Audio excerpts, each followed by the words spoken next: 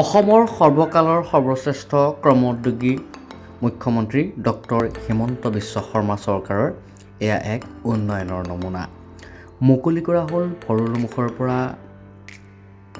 সংযোগী উৰণীয়া সেতু মাছখোৱালৈ। আৰু এয়াই নিশাৰ ভাগৰ দৃশ্যাংশ।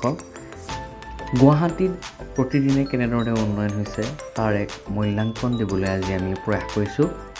মাননীয় মুখ্যমন্ত্ৰী ডক্টৰ হিমন্ত বিশ্ব শৰ্মাৰ কাৰ্যকালত গুৱাহাটী মহানগৰীক এক নতুন ৰূপ দিবলৈ প্ৰয়াস কৰা হৈছে আৰু গুৱাহাটী মহানগৰীৰ ট্ৰেফিক জাম সম্পূৰ্ণৰূপে মুকলি কৰাৰ এক প্ৰয়াস কৰিছে কৰ্মযোগী মুখ্যমন্ত্ৰী ডক্টৰ মাননীয় হিমন্ত বিশ্ব শৰ্মা ডাঙৰীয়াই। সেয়া হৈছে ভৰলুমুখৰ যি ভোটদান স্থান আছে শান্তিপুৰ, সেই শান্তিপুৰৰ পৰা মাছখোৱাৰ যি প্ৰকল্প আছে সেই মাছখোৱাৰ প্ৰকল্পলৈ থকা উৰণীয়া সেতু। ব্ৰহ্মপুত্ৰৰ কাষে কাষে এই উৰণীয়া সেতু আছে আৰু নিৰ্মীয়মান হৈ থকা ব্ৰহ্মপুত্ৰৰ যি উত্তৰ গুৱাহাটী সংযোগী দলং, সেই সংযোগী দলঙৰ সংযোগ হ'ব এই উৰণীয়া সেতুৰে।